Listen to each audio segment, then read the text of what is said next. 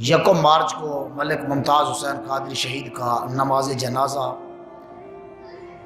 پاکستان کی سرزمین پر لیاقت شہید باغ میں راول پنڈی میں 60 لاکھ مسلمانوں نے پڑھا۔ کتنا بڑی بات ہے۔ امام مالک رحمۃ اللہ علیہ فرماتے ہیں ہمارے جنازے فیصلہ کریں گے کہ حق پر کون تھا۔ کئیوں کے جنازے کو کندھا دینے والا کوئی نہیں ہوتا، کئیوں کے جنازے کو میت کو غسل دینے والا کوئی نہیں ہوتا،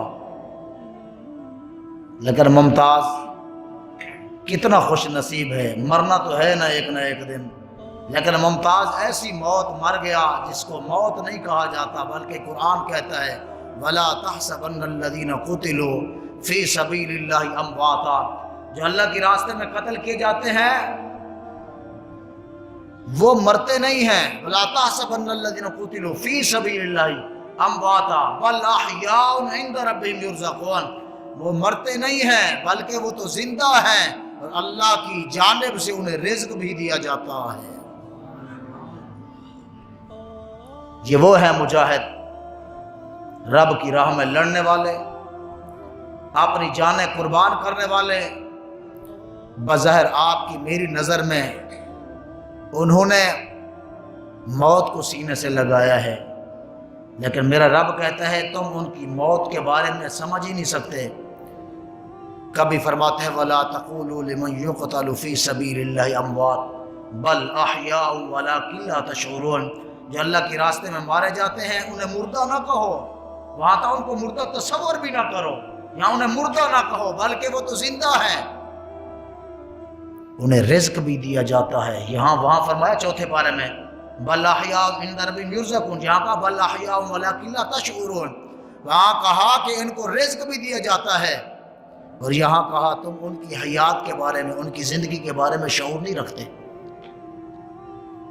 ان کی زندگی کے بارے میں تمہاری پہنچ، تمہاری سوچ نہیں پہنچ سکتی۔ اتنا مقام ہے ان کا جو اللہ کی راہ میں مارے جاتے ہیں۔ آخری الفاظ ملک ممتاز حسین قادری شہید کے لبیک یا رسول اللہ کے تھے، یا رسول اللہ میں حاضر ہوں۔ کہتے جب آپ کو موت گھاٹ کی طرف لے جانے لگے نا تو آپ 5-5 فٹ اچھل کر چل رہے تھے، آگے اچھل کر چل رہے تھے، آگے اس انداز میں بڑھے کہ گویا موت کو سینے سے لگانے کے لیے عاشق جو ہے موت کو سینے سے لگانے کے لیے بے تاب ہے اور بے قرار ہے، اس انداز میں آپ آگے بڑھے۔ اور جب وہاں پہنچے تو آپ نے شرائط رکھی تھی، آپ نے شرائط رکھی تھی کہ مجھے کالی ٹوپی بھی نہ پہنائی جائے، اور ایک دفعہ جو ہے پھانسی دینے کے بعد مجھے دوبارہ لٹکایا جائے۔ یہ ملک ممتاز قادری کی خواہش تھی، تو اس کو کہا اب کھینچ پھٹا کھینچتا کیوں نہیں ہے؟ وہ کہنے لگا ابھی 5 منٹ باقی ہیں۔ کہنے لگا تو کہتا ہے 5 منٹ باقی ہیں، تجھے کیا پتا کہ ہمارے دل میں کتنی بے قراری ہے؟ تو یہ کہہ رہا ہے کہ 5 منٹ باقی ہے، یہ عشق ہے، کون مرنا چاہتا ہے؟ یار کتنی بڑا دلیر تھا بھٹو۔ کہتے ہیں کہ جب بھٹو کو اس وقت موت گھاٹ کی طرف لے جا رہے تو انہوں نے کہا کہ بھٹو صاحب آپ آؤ، آپ کا وقت پورا ہو چکا ہے۔ تو کہتے ہیں کہ اس وقت بھٹو آپ سے باہر ہو گیا، آپ پہ بھٹو صاحب بے قابو ہو گئے، اور بعض نے یہاں تک لکھا کہ بھٹو کے کپڑے بھی پاک کوئی نہیں رہے، ایسی کیفیت طاری ہو گئی۔ لیکن یار یہ کیا بات تھی؟ وہ تو تھا بھی بڑا بہادر، مکے بھی بڑے لہراتا تھا، ہاں وہ تو بڑا جرأت مند شخص تھا، لیکن جب موت کا معاملہ آیا تو بھٹو جیسا دلیر آدمی بھی گھبرا گیا اور کانپ اٹھا۔ یار ملک ممتاز قادری کے اندر ایسی کون سی دلیری اور ایسی کون سی جرأت پیدا ہو گئی تھی جو موت گھاٹ کی طرف جاتے ہوئے بھی آپ کو سینہ چوڑا کر کے چلنے پر راضی کیے ہوئے تھی۔ آج موت کے گھاٹ پہ جا کے موت وہاں پھٹے پر جا کر کہتا ہے تو پھٹا نہیں کھینچتا، وہ کہتے ہیں کہ ابھی 5 منٹ باقی ہیں۔ عشق بول اٹھا ممتاز کا، کہتا ہے کہ تو کہتا ہے 5 منٹ باقی ہیں، تجھے کیا پتا ہے میرے کریم تو میرا انتظار کر رہے ہیں۔ تو کہتے ہیں کہ 5 منٹ باقی ہیں، حضور تو میرا انتظار کر رہے ہیں۔ اللہ اکبر کبیرہ۔ میرے کریم آقا کے دیوانوں، آج ملک ممتاز قادری کو سلوٹ مارنے کا دن ہے۔ آج ملک ممتاز قادری کو خراج تحسین پیش کرنے کا دن ہے۔ ممتاز قادری اس ملت کا ہیرو ہے۔ ہم یہ بات سرعام کہتے ہیں، ہم یہ بات ڈنکے کی چوٹ پر کہتے ہیں، یہ کوئی پریشر کی بات ہے؟ پوری امت کا فریضہ ایک شخص اپنے کندھوں پر لیے ہوئے ادا کر کے چلا گیا۔ امام مالک سے پوچھا گیا کہ جب حضور کی شان میں گستاخی ہو جائے مسلمانوں کو کیا کرنا چاہیے؟ پوچھنے والا وقت کا بادشاہ ہارون الرشید ہے، اور مسئلہ بیان کرنے والے عالم مدینہ، اس وقت کے سب سے بڑے عالم۔ بادشاہ نے مسئلہ پوچھا، اے امام مالک،